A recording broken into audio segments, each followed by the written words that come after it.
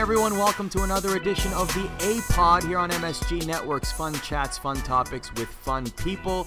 You can find this podcast every single Wednesday on MSGnetworks.com and on iTunes. Thank you very much for subscribing on iTunes. Thank you very much for checking out and listening to this podcast.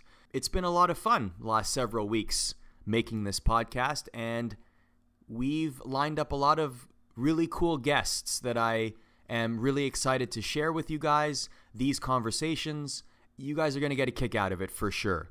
If you have any thoughts or comments on the podcast, I am always looking for feedback. So if you'd like to tell me what kind of guests you'd like to hear on this podcast, if you have any suggestions, if you also have any suggestions on any sort of topics we should cover, anything you'd like for me to talk about or even talk about with guests, please tweet me at ArdaOcalTV or send me a comment on Instagram or wherever. I'm very easy to find. I'm at ArdaOcalTV on all social media.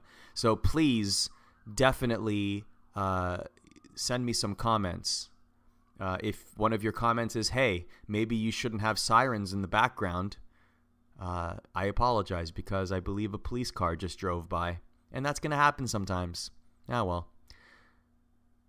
So it was a great week. I had a blast this week. A couple of hosting gigs. I did the MSG Pup playoffs outside Madison Square Garden in advance of the New York Rangers 2017 playoff run. It was a blast. A lot of cute puppies and dogs in attendance, and a lot of people stopped by the rink that we created outside of Madison Square Garden. Shout out to the events team for putting all of that together because they certainly put a heck of a lot of effort into building that. And there were a lot of dogs. One of them, Oscar, was 140 pounds. And all I could think about when I was looking at Oscar was, man, if I went to work all day and I came home and I opened the door and Oscar was really happy to see me and Oscar ran down the stairs and was barreling towards me, how would that end? I'm not much bigger than 140 pounds. I'm a pretty skinny guy. I don't know whether I would withstand the blow of Oscar jumping, lunging at me, all 140 pounds of furry prowess. Oscar was joined by several other dogs that received a whole bunch of likes on Instagram. That's how they were chosen to be a part of the Pup playoffs. The MSG Networks account put up a bunch of pictures of dogs, and you guys liked the pictures. And I think it was the 9 or 10 most liked dogs were invited to come to the Pup playoffs, and they did. And there were a lot of cute puppies there. A lot of cute dogs. It was a blast. That was fun. It was a lot of fun. Almost made me want to get a dog. Almost. I'm still at the phase of my life that I feel like I would be an irresponsible dog owner, but I do feel like I want to rescue a dog now. I actually convinced some of the executives at MSG Networks to try and hire an MSG Networks office dog, and I received an initial okay, an initial green light, and hopefully that will be something we can implement in the coming months, the MSG Networks office dog. Maybe the dog will just roam through the studio as well and just interrupt live segments. You know, like Al Trotwig and Ron Duguay and Steve Alaquette are analyzing the Rangers, and suddenly Sparky, the MSG Network's dog, just starts barking as he's running through the set chasing a tennis ball. Can definitely see that happening. Bon Jovi was in town Thursday and Saturday. He rescheduled concerts previously due to bronchitis, and he made up those concerts. And I have to say, I was invited to go, did an event beforehand, and so my girlfriend and I ended up going to the Bon Jovi concert. And I am not the biggest Bon Jovi fan in the world. Let me just admit that right off the hop. But I will say my fandom grew by the end of the concert. He puts on a fantastic show, and it definitely is to be expected after several decades of touring and creating number one hit singles and however many albums he has. I think he said it was over like 15 or 20 or something. I mean, that might be wrong. You can look it up online, but it's a lot.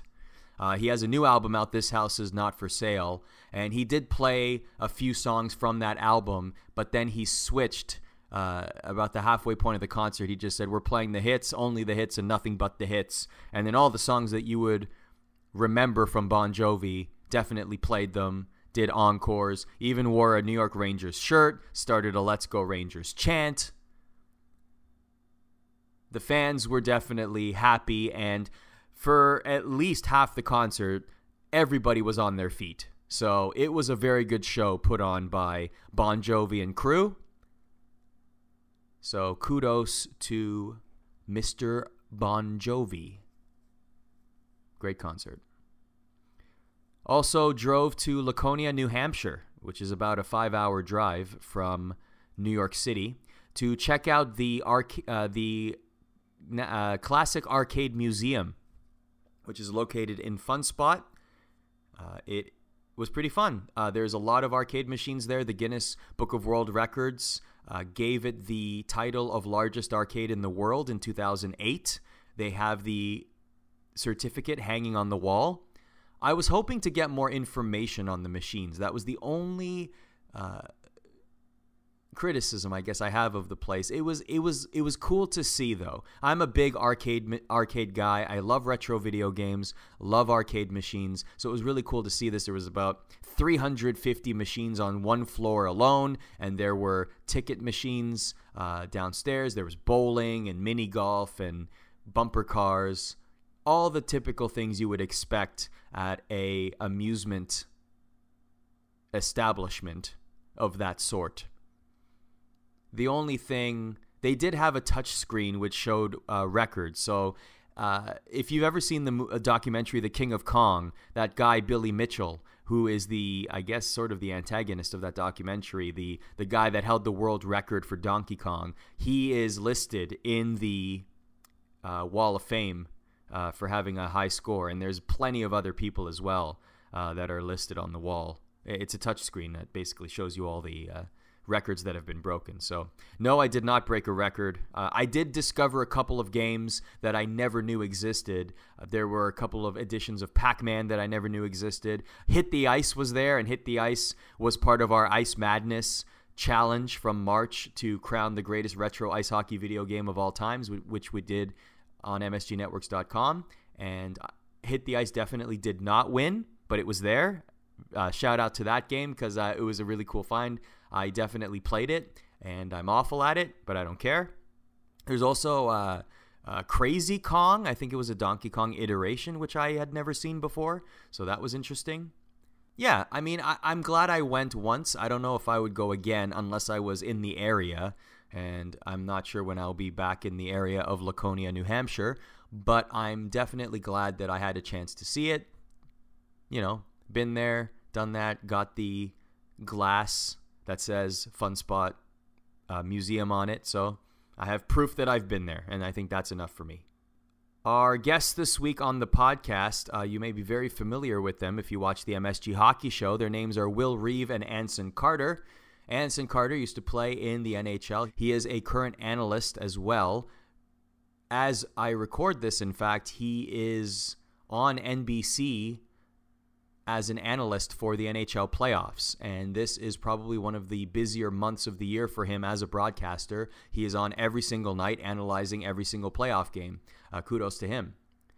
He played several years in the NHL and also scored a famous overtime goal to win the World Championships for Canada in the early 2000s. I want to say 2004. So we basically what we did was we decided to, after we filmed the last show of the season, which was about a week ago, we sat in our chairs, continued to sit in our chairs, and we just talked. We just hung out. Basically, this is like a conversation you would hear us having off camera. So I hope you guys enjoy this. It's a little bit of a special podcast, and it's with myself, Anson, and Will Reeve. Will Reeve is if you're not aware, he is a very prominent sports broadcaster also works with ESPN. We get into this in the conversation. There's been a lot of episodes where he does the MSG Hockey Show, which is live, which usually happens around 11 o'clock. And then when the show's done and the postmortem is done, it's say around 11:45 or midnight, he has to drive 2.5 hours to Bristol, Connecticut, only to be on SportsCenter in the morning, and his wake-up time will be 4:30 or 4:45. So you have to give him credit for that. That's just the dues that you're putting in, the sort of travel and hustle necessary to make it in broadcasting. So I always appreciated that about Will, and he talks about that in the podcast, and we get to some fun stories as well. Anson has some funny stories from Europe during his travels there, but I'm talking too much about the interview. Why don't we listen to the interview? So here is, I actually, you know what? Interview is a wrong word. Conversation. This was just literally the three of us sitting down. If you happen to catch us at a bar, this is what we'd be talking about. So this is the kind of conversations we'd be having. So this is a special MSG Hockey Show edition of the A-Pod. Enjoy this chat with Anson Carter and Will Reeve. All right, boys, we're sitting on the MSG Hockey Show set. Season just wrapped. We're all very happy. Yeah. It was a good time. Yeah. I love our show. It was a fun group. Our show is fun, but I'm going to miss ripping on Will. I mean, you can still do that. I mean, this is the podcast and all. You can still rip on me. And I wish the audience out there that's listening could see Will's sexy legs right now. He's got pretty good You are denim. just full summer mode. Yes, You are in full summer mode. I mean, it is the most beautiful day. Spring has sprung in New York, as they would say, and I had a little time between the end of the show and start of this podcast, so I city biked on home. Legs look a little pale, though. Need a little sun. If we could wrap this thing up and I could get out of here, I could catch a few hours. Only thing Will's missing right now is a yacht. Oh, God. Well, if you're going to con, and a I'll cold come with beverage you. in a rock glass. Dude, can I come with you to con and you put me on a yacht and I'll tan my legs up? I could put you in my suitcase. So I'm too big for that. I'll get my own ticket. Yeah. You've been to con before, right? So, okay, there's one thing we should mention. Anson has a way of sort of name dropping, but not but in like a non-pretentious way. Yes, it's really effective. He's obviously mastered it over decades of of doing it. You know everyone. I'm only 21 years old. I'm not even chirping you. You know everybody, and everybybody loves you, as they should, because you're a great guy. I keep fooling them. You fooled me all the time. If it's a common first name, like let's just say it's like James John, Conn, right? It'll be like, my buddy Jimmy. Jimmy Conn. Like he'll throw it like that. And if it's like a unique name, like a Cuba Gooding Jr., he'll be like, my buddy C or my buddy Cube or something like that. Yeah. Like he goes incognito. Well, you know why I do it? Because I say the first name like okay, I was out with Cube yesterday, and then you look at me like, Cube? Like who's Cube? You get that blank look, and then I follow up like Cuba Gooding Jr. Or that's why I say, my buddy Jimmy, and you give me that same look like. Who? I know, but and then I say, also, okay, James Conn. Because I don't think about using the full name because I assume you guys would know. I wonder with the name dropping if it's like a little too casual. If you just say the first name, it sounds like you're trying a little hard. Like, oh yeah, my friend Leo and I went to dinner. Yeah, it sounds like you're trying to sound casual about I went out to dinner with Leo DiCaprio. I wouldn't tell anyone, hey, I'm on set here with Will Reeve and Artur O'Cal. Like I wouldn't say that. Because no one would know who you're talking about. I was with Will and Carter. That's what I would say. We're definitely not at that level at all. Yet. That's probably why. Yet. Yeah. And I guess if I was like talking to single ladies here in New York, they'd be like, oh, Will Reeve? Oh, I know him, yeah. I know him for sure. Is he the guy from Rhea? No, they'd be like, he's the worst. No, he's all over so Bumble. Mean. Pretty much every episode, we had something to rag on about Will. Like, we did. It was like a theme of the whole season was, one episode was the pants.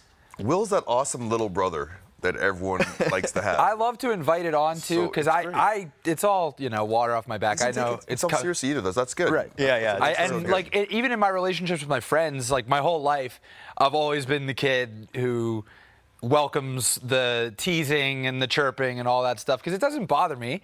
I'm secure enough in myself and in my station in life. I've been fortunate enough to have a lot of great opportunities. I have a great job.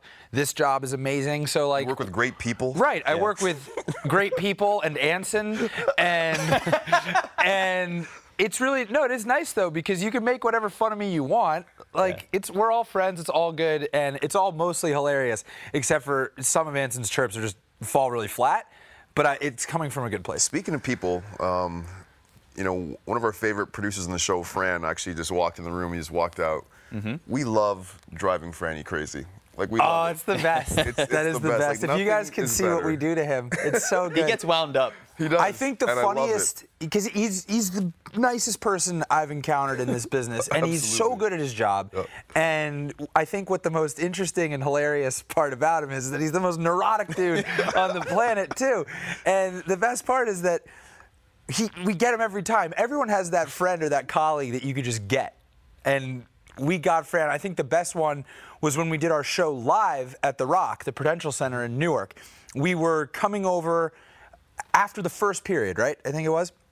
And we were supposed to go in this media entrance or whatever. The rain. Right, and it was pouring rain, and we got the MSG got a car for us to go, which was super nice and convenient, and we appreciated all this stuff. But Fran was texting us like, "Where are you guys? How's the traffic? Oh my God, you're going to be late," even though the show was in like 3 hours.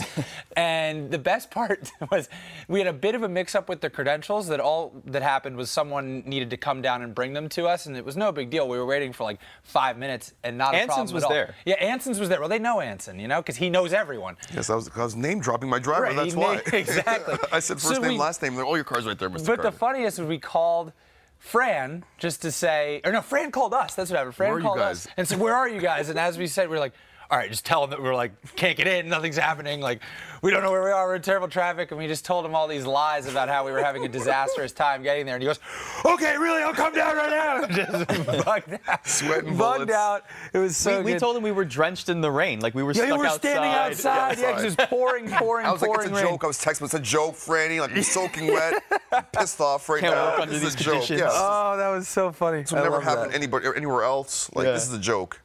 And That was too good. Who won the? So another thing that we did on the show was the social media guy for the Rangers, Adam. Shout out to Adam Yes, Scholar. Adam Scholar. He would feed us words, right? Like I think this happened in the second half of the season, but he'd feed words to say on the show. Right. I think Will won that a few times. I got caught sleeping in the wheel several times when I totally So lost you're the track. champion then. Oh, Will's the yeah, champion. Ace got caught flat-footed. If Ace won DraftKings, I won the random name game. The way that started, by the way, Adam explained that to us, actually. Adam does an amazing job with the Rangers' social media. Everything you see on Twitter, Instagram, Snapchat, that's all either him actually doing it with his phone or it's his planning. His phones, yeah, he's got multiple phones. He needs like Inspector Gadget arms to hold all of them. He's like me. Yeah, exactly. Two-phone guy. I'm a two-phone guy, too. Arno, where's your second I'm a phone? one-phone guy with a Mophie case, though, so it feels like two phones. So it's like two phones. It has the life of two phones. So Adam said that back in the day, not back in the day, but they would play a game where they would just insert random words like tomato and Twizzler and hockey puck or whatever that has no contextual place in the conversation, and the goal was to see how many you could work in without people perking up and being like, what?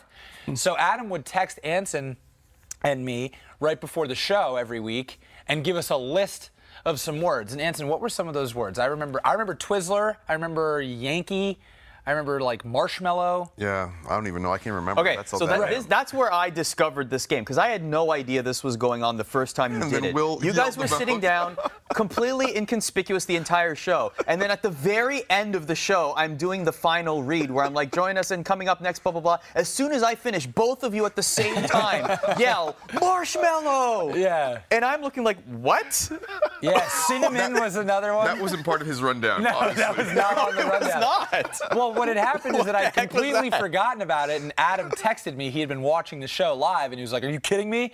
What are you doing? Like, you got to do it." And a little secret with us is every time that we're not on camera and we're going to break on this show, we're all whipping our phones out and texting. I don't think we've ever actually had a conversation with each other during a break. We're always just on our phones. Always. Snapchat, Twitter, Instagram, whatever, just not talking to each other, which is actually sort of how it goes across all of broadcast media. That's my favorite part of the show, I think. Except to show each breaks other or- tweets, though. Except to show each other what people are tweeting. Right. That's Yeah. What are different. they saying about us? Yeah. We're feeding our vanity and our egos. But I think that as our season wore on, Anson and I upped the competition a little bit, and we would try to work it in more organically.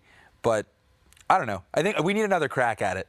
I think I feel like I should text Adam right now. No, they're on. He's in anyway. Montreal right now. I'm sure he's having fun. The playoffs are about to begin. Saint Catherine up in Montreal. Oh, dude. Having a few adult beverages.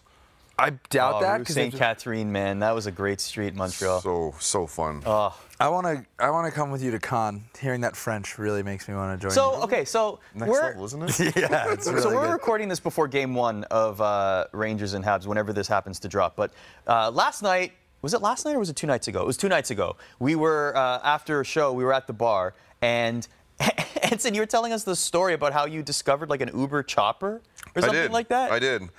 I don't even know if I put. I think I posted a picture on my Instagram feed, Anson Carter on Instagram, or Anson Carter LA on Twitter. Just shamelessly promoting my social media. At Reeve Will on Twitter, at Will Reeve _ on Instagram as well too. But here's how that came down. Anything else? I'm tired. It was a long Will night. Reeve on Venmo. On Venmo. Will Reeve at on Rhea. I was overseas. Great trip. It was so much fun. And I was getting ready to go back home. I was in time to fly back to North America. I called the wife and kids. I had enough of being in Europe. They said, come back home. I got a couple days before the Stanley Cup Finals. And I'm sitting there, and I'm getting ready to call an Uber. I see Uber Chopper pulls up on my screen. So it's like, Uber, Uber X, Uber XL, right, whatever. And I saw Uber Chopper. I was like, what's Uber Chopper? So I hit the button, and it says you could request an Uber Chopper to pick you up. They'll send a car to come get you, and it'll take you wherever you want to go. So I was like, you know what? Wait a minute. So this is my car shows up to go to the take chopper. you to the heliport. Yes. Oh, okay. What city is this in? It was in Cannes. Okay. So I was there. It's like Blade here. I took the chopper. Instead of flying home, I went to Monaco. It was like 10 minutes via chopper to Monaco because F1 was that weekend. Gosh, I would hate being an ex-professional athlete. It sounds terrible. So I had buddies going the race, so I was like, hey, I'm coming in. I'm choppering in. This is going to be so good. What? And I thought it'd be myself with, like, say, 3 other people. I had the chopper all to myself. How much does this cost? It was $200. $200 for that No trip? chance, but anyway, we'll let you pretend like it only cost $200. It was $200. What do you think it's more? It cost $600 to go from Manhattan to East Hampton. Uber chopper was $200. On a chopper? On Blade, which is the chopper that goes back and forth. yeah. So it was I don't so believe worth it. you going from Cannes to that's terrible. That's a marketing efficiency. It was so worth it. I would imagine. I actually have been to the Formula One Grand Prix in Monaco. It's amazing. It's a really good time. Dude, I went with my family, and it was the best. Like, it wasn't popping bottles with models kind of thing, because I was with my family on a family vacation. Oh, okay. But we had a really, really good time. And the thing that they don't tell you is how loud it's going to be. Oh, yeah. Because everyone there is hawking these earplugs, but for a lot of money, like €15 or something. And you're like, that's crazy. Come on. How crazy, how loud can it be? And then they do one lap right by you, and you're like, oh my God, I think I shattered both of my eardrums. Where is that guy with the €15 earplugs? I'll take all of them. And once you get those in, it's an incredible experience. I love that. I really want to go back. Just being over there, it's just a whole different world. Like, not just the F1, but I got some pretty good stories about being at the film festival, too. Yeah. Where I'm over there, I'm at a dinner with Tom Bernard. Tom Bernard, the full name I gave you guys. Got it. Yeah. Got it. Co-president, Sony Picture Classics. So TB and myself. TB. We're at this Heart Fund fundraiser where he's raising all this money. So I'm sitting beside all these different guys, and he told me their names. And this one time I can't name drop these guys' names because I can't remember their names. I'm terrible like that. But these are all big wheels, heavy hitters, big fish, you name it. So they're raising cash. I'm watching guys take their checkbooks out and stroke like $10 million check here, $15 million check here, $20 million check here. And I was thinking, like, how do I jack this guy to this checkbook and write myself a personal check? Like, how would they even know? So my phone's ringing, and it's my hockey agent, Pat Brisson. And Breeze is like, Ace, I heard you overseas in Cannes. I was like, yeah, why? He goes, well, Sid's looking for you. I go, where's Sid? He's like, they just won the World Championships, and they're going to fly over, too, to go and have a good time. So not less than 2 seconds after I hang up, I see this number pop up. I forgot what the Pittsburgh Penguins, like, area code of Pittsburgh's area code is 4 or something. I see my phone. I assume that it's him. I was like, why is your phone, like, not blocked? And he goes, I had to unblock it because Breeze told me if you called me blocked, I wouldn't answer the phone. I was like, yeah, you're right. So he goes, we're in town. We need a place to go. I said, perfect. We're going to Paul Allen's boat, and it's going to be a great party. Biggest boat in the world. It's like 500 feet. It's Entourage massive. is based on Anson's life, actually. Basically, now we know, not Mark Wahlberg. So I'm telling Sid, Roman Yossi, like Braden Shen, like I'm telling all the boys, meet me at this fundraiser, put on a suit, raise some funds, and then we'll go. And raise some hell. They're like, we don't feel like wearing a suit anymore. We're in Birkenstocks and shorts and T-shirts. Birkenstocks? I go, like true Canadians, what a though, to be weird. fair. I'm like, boys, you guys aren't back home in Canada, small town Canada. You guys are over at the film festival. Put a suit on. You're in the big leagues now. Yeah, right? Bow tie. Like, I'm ready to go. I'm ready to go. So they're like, no, we'll meet you at Paul Allen's boat. I go, it doesn't work that way. So I was like, okay, whatever, fine. An hour goes by. My phone's on silent now. I have like 30 missed calls. My agent's calling me, panicking. Oh, Sid's man. calling me. He can't get on the boat. I go, what do you expect? So Tom and I walk over. We post right up. I call him back. I'm like, are you coming? He goes, yeah. I go, throw a suit on and come. He goes, we couldn't get on. I go, trust me, you'll get on. So we go there. We told him who we were.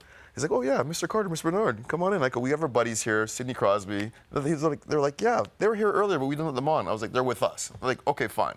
So we take this 100-foot boat out to sea there to meet up with this 400-foot boat. Oh, my God. And we dock right inside. It was the best thing ever. Like, the best. Like, Paul was a great host. Huge dance floor. Like, Will, you'd have been great out there. Oh, for sure. I am an excellent dancer. You and I both know I'm a phenomenal dancer. It was awesome, but I'm going to go like one step further than that.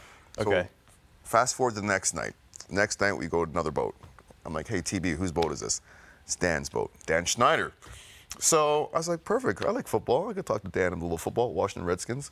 So we get on the boat. I'm like, hey, Dan, honestly, it's like a nice boat, 180-footer, you know, respectable. Yeah, you know, fair. And I said to him, I was like, Dan, I go, this is a great boat, but I just came off of Paul Allen's boat, and if this was like flip-flop, if I come on your boat first and then Paul Allen's boat next, it's a different story. Right. I said, I'm not really impressed by this. And now, Will, we know what the Anson Carter experience is. That is the Anson Carter experience that I've been waiting for. And this all started from me just saying, hey, I want to come to con with you. Then, instead of deflecting and being like, oh, no, I'm going like with my friends, you can't come, he decides to tell the best story of all time as if that's going to deter me from really wanting to come now. I want to make you want to come even more. That's Dude, why. I will be, I mean, if I own a tuxedo. I recently took that plunge because I think I'm done growing. You need to have at least one in the closet. Yes, I have my tuxedo. Oh, you don't rent them? Know, you own one. You got to own a tuxedo. By the time you're done growing and you're pretty much the same size. I'm still a renter. You're not going to grow anymore. Buy one. Okay, it's an investment because it costs like $200 or whatever to rent It adds up. tuxedo, and it adds up to more than a good, solid tuxedo it's not would. worth the money. I agree. I mean, I don't go to that many black tie events. I'm not Anson Carter. I'm not, the Will Reeve experience is a little more common, man. You don't have to wear a tuxedo to the bar. That's why. So you're fine. No, normally, New York City bars and clubs let you wear a T-shirt, nice rare, like dark jeans, and some nice sneakers. An Araya date. That's all I need, dude. Tinder date with like a tuxedo. You can do that. Yeah, would be cool. No, I do have. Anyway, if he did, I'll see you in con. Yes, you give me the dates. You give me the dates off air, and I'll see you there. I'll pay my way. I'll pay for my flight and my lodging, and you take care of everything else. Okay, I got that. That's easy. Nikki Beach, here we come. I think perfect. The next podcast fantastic. we do is going to be on Overseas, someone's boat. Yeah, con, let's go. Hey, turn the music down. We're doing a podcast over here. For MSG, ever heard of it? Hello. Yeah, that'll go over really well in south of France. Oh man, that's crazy. Yeah, you have some. You go to the Hotel Eden Rock? No, the Carlton. Oh, well, have you been to the Hotel? I haven't. I haven't. No. I'll take that. I can take you to. Okay. I've been there. Really? And I'll take you there. They serve bottles of champagne that are bigger than you and I standing up. Really? Yeah, it's amazing. I mean, I typically don't drink. Water in the morning? Like, what kind of a comment was that? I guess over there you have to drink champagne. You typically don't drink when? With your breakfast or what? I thought that was half the sentence. I typically don't drink champagne between the hours of 3 and 3:45. I typically don't drink, See this before right here? a show. This is water, H2O. That's a high quality H2O. I'm not even convinced that's H2O. No, I am. No, because Anson, the playoffs are about to start in the NHL. This is Anson's. This is when I focus. Super Bowl or Stanley Cup, if you will. He's got a lot. Anson, what is your exact schedule for the playoffs? You guys are in for the 7 p.m. games all the way through to the end of the very last West Coast game. Doubleheaders every night.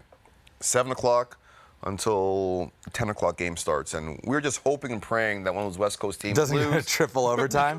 And we've had that too. And it's like painful being in the studio till 2, 3 o'clock in the morning, and then there's a quick turnaround for the next day. But it's the best time of the year, so you cannot you gotta be excited about it. You gotta really love hockey too, right? You do. Because I will say that that's a natural segue into some of the best times I think we had all season on our show, at least I know for me, was getting to sit in the green room by our studio and watch the Rangers play. We had a lot of shows after Rangers road games. So, of course, we weren't at the Garden. We were just sitting here in the green room at the studio, and it was the three of us and Al Trotwig and Bill Pidto and Steve Valiquette, Ron Duguay, Dukes, the living legend. God, that guy has better stories than you do, and you have some pretty good stories. Well, that was my favorite part, sitting in that green room listening to Dukes' stories. Exactly. So we would just sit there and hear all the most interesting stories, and then Steve Valiquette, knows everything about hockey, about the new age and the new wave of hockey, analytical stuff, all the numbers, the underlying numbers that are really important to the modern game, and just hearing them talk and clash, really, because Dukes is old school, Valley's new school. They're both hilarious, and they're both big outsized personalities. And then you have the ringleader, Al Trotwig, who is a curmudgeon in the best sense of the term. Always stirring it up, always stirring the pot. And then Billy Pidto, who's almost as neurotic as Fran O'Connell, our producer. They're tied for first. He is obsessed with weather, Billy Pidto. I pray for snow or rain whenever I'm in here with Bill Pidto. So let's preface that, because so many of you probably know this. Will, you also work for ESPN, and sometimes you have to drive back and forth. Yes. And that's credit to you, because you've often had to go there in the morning, and it's like a 2.5 hours? From New York, from Midtown Manhattan, where we are right now and where we shoot our show here, it's about all in, door to door, 2:10 if I don't hit traffic. And we'd wrap at 11 o'clock. Yeah, we'd be done at 11 o'clock. You're back on air at 7 a.m. Yeah, which is, it's tough, but it is the most obvious sacrifice to make, because I love what I do. Yeah. And I love that I've had the opportunity to do the MSG Hockey Show in addition to my work at ESPN, which is my primary job. I'm growing as a person and as a broadcaster, and I'm having all these amazing experiences. So I wouldn't trade it for the world, but I have to remind myself that, like, audibly when it's 1 in the morning and I'm still 20 minutes away from the hotel in Bristol. I've just done a show back here, and I have to be in studio or in the office getting ready for SportsCenter at 4 a.m. because that's what time you have to get in for a 7 a.m. show. It just so happened that I had to do that a few times the way the schedule worked out here and there, but I really wouldn't trade it for anything, and I also enjoyed complaining about it to you guys. I think you nailed it, though, when you said that I love it. Yeah. So it's not that big a deal. No. It's almost like when I was playing back then. If you love what you do, you wouldn't don't work a day in your life. Right.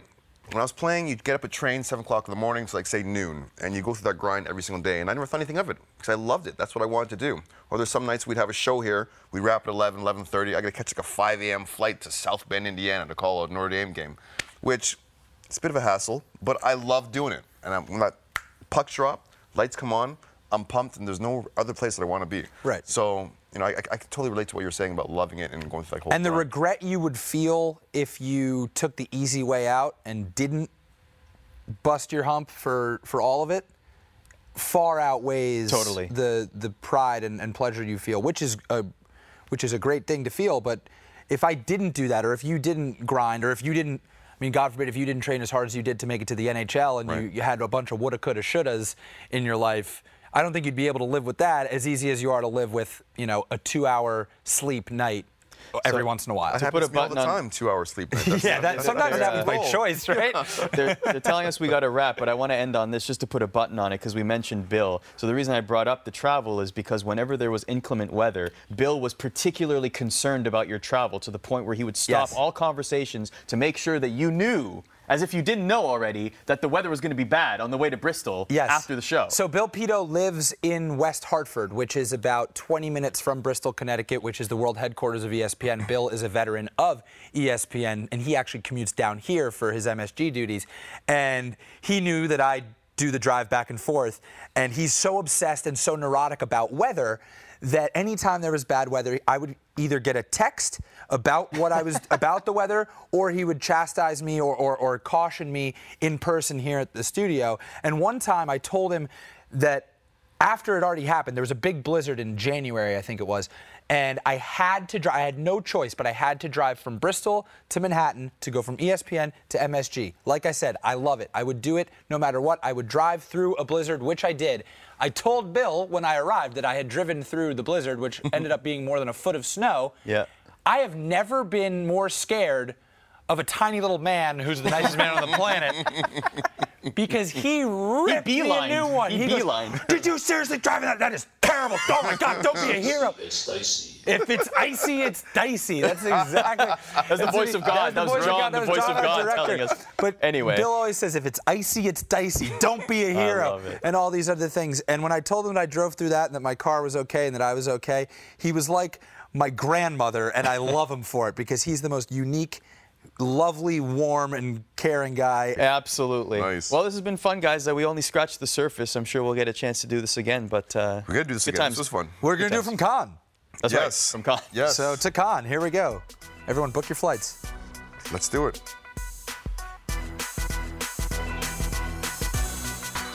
So there it is. A nice post-season chat with Anson and Will. I have a feeling that if we do the MSG Hockey Show again in the fall, we may launch a podcast because that was a lot of fun, and I think that you guys will really enjoy it, and I have a feeling that we could do more like that. We could probably do that after every single episode. Do like a after hours kind of thing on the MSG Hockey Show and just release it as a podcast periodically after every episode, once a week, something like that. Every single Monday, Arda's Words on a Blog is on msgnetworks.com. This past Monday's blog is about John McEnroe and how I'm pretty much jealous of his life, particularly the last week that he had, because he was at pretty much every event that MSG had. And I'm sure that he does this a lot. And I'm sure that he can because he's John freaking McEnroe. So I'm not complaining. I'm just a little jelly, let's say. Thank you very much for listening to the A-Pod. Thanks to Will and Anson for jumping on. And thank you very much for subscribing. And if you leave a 5-star rating and a comment on iTunes, it'll help others find the podcast as well. So thank you very much for doing that. Enjoy your week, everyone. And don't forget, bonus episode on Friday.